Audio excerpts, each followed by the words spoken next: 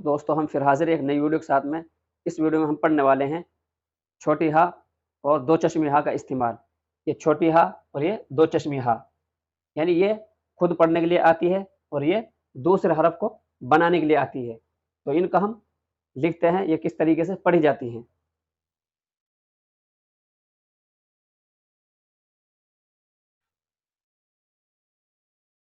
ये अलिफ है और ये हा है, छोटी हा। तो अलिफ की आवाज़ आ होती है और हा की आवाज़ है होती है। तो ये दोनों को मिला के पढ़ेंगे आहा, यहाँ पर आवाज़ आएगी आहा। और अगर ये दो चश्मी हा को अलिफ के साथ मिलाएंगे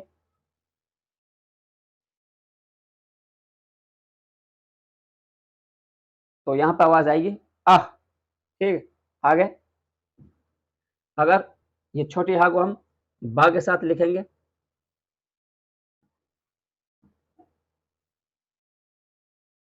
तो यहाँ पर आवाज़ आएगी बा की आवाज़ बै और हा की आवाज़ है, ये बनेगी बह है। और अगर दो चश्मी हा को हम बा के साथ लिखेंगे तो यहाँ पे आवाज़ आएगी, ये बा की शक्ल है और ये दो चश्मी हा। तो ये यहाँ पे भा आवाज़ आएगी, यानी यहाँ पे भय भट्टी वाली भय है जो वो बनेगी। तो कहने का मतलब ये है, ये जो हा है ये खुद आप पढ़ने के लिए आती है और ये हा दूसरे हरफ को बनाने के लिए आती है। ठीक है, जैसे यहाँ पे ये बा में हा मिल गई तो यहाँ पे दूसरा हरफ बना है भा। ठीक,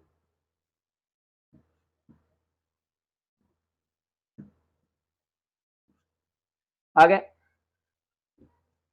इस हा को हम लिखेंगे पा के साथ में, ये पा है और ये छोटी हा। तो यहाँ पर आवाज आएगी प है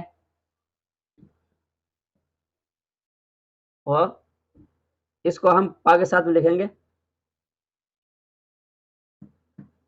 तो यहाँ पर आवाज आएगी फ, यानी यहाँ पे दूसरा अक्षर यानी हरूफ बन रहा है। तो ये फा है और ये पह है, यानी दोनों हा मैंने बोर्ड पर लिख दी है। ये छोटी हा की जो शक्ल बनती है वो तीन शक्ल बनती है, एक दो तीन। और जो हा की आवाज आती है वो है आवाज आती है। ठीक, और ये दो चश्मी हा है, दो चश्मी हा की कोई शक्ल नहीं बनती ना इनकी आवाज। यानी इतना आप याद रखें, अगर हा को हम यानी है जहां पर आवेगी है आवाज तो वहां पर हमें ये छोटी हा इस्तेमाल करनी है, चाहे अक्षर के शुरू में हो या अक्षर के बीच में हो या अक्षर के लास्ट में हो, वहां पे हमें ये छोटी हा लिखनी है। जैसे हम, यहाँ पे हम में हा आवाज आ रही है, यहाँ पे हमें लिखना है हा की शक्ल और मीम, यानी ये छोटी हा इस्तेमाल होगी जहाँ पे हा आवाज आवेगी। ठीक है, ये हा आवाज आ रही, ये मीम के बाद मैं, ये बनेगी हम। ऐसे ही अगर बीच में कोई हा आवाज आवे तो वहां पे भी हमें ये छोटी हाई लिखनी है। जैसे बहना, ये बा पहले आगे और बीच में ये छोटी हा और ये नून। तो यहाँ ये क्या बन गए बहना, यानी बीच में भी हा आवाज आवे तो वहां पे हमें छोटी हाई लिखनी है। और अगर लास्ट में भी हा आवाज आए तो वहां पे हमें छोटी हाई यानी यही हा लिखनी है हमें। जैसे कहा, ये काफ की शक्ल और ये हा, तो ये क्या बन गए कहा। ठीक, ये तीनों आप ये याद रखें, शुरू में भी हमें यही हा लिखनी है छोटी हा जैसे हम, और बीच में अगर हा आवाज आए तो वहां पे भी हमें छोटी हाई लिखनी है बहना, और अगर लास्ट में भी हा आवाज आए वहां पे भी हमें हाई लिखनी है कहा। तो अब ये जो हा है दो चश्मी हा, ये दूसरे हरफ को बनाने के लिए आती है, दूसरे हरफ को पढ़ने के लिए आती है। जैसे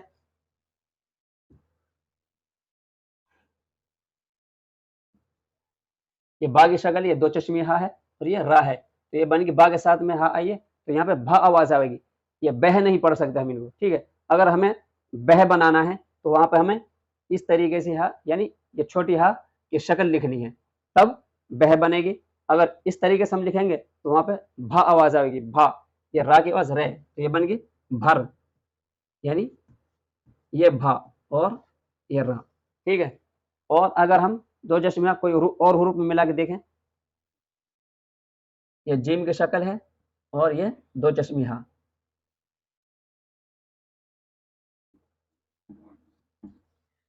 तो ये जिम की शक्ल है और ये दो चश्मे हा।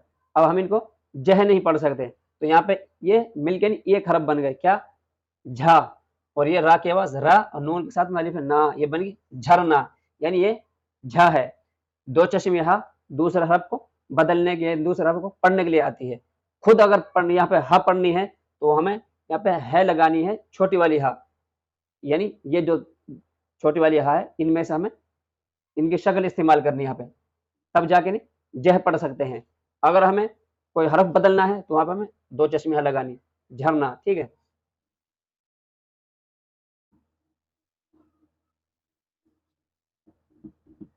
अब ये पा की शक्ल है और दो चश्मे साथ में, तो ये यहाँ पे पह नहीं पढ़ सकते, तो ये बनेगी फा, ठीक है।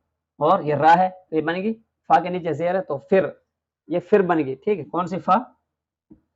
ये फा। तो आप इतने याद रखें, अगर हमें कोई दूसरा हरफ बनाने के लिए तो दो चश्मे हा इस्तेमाल करेंगे।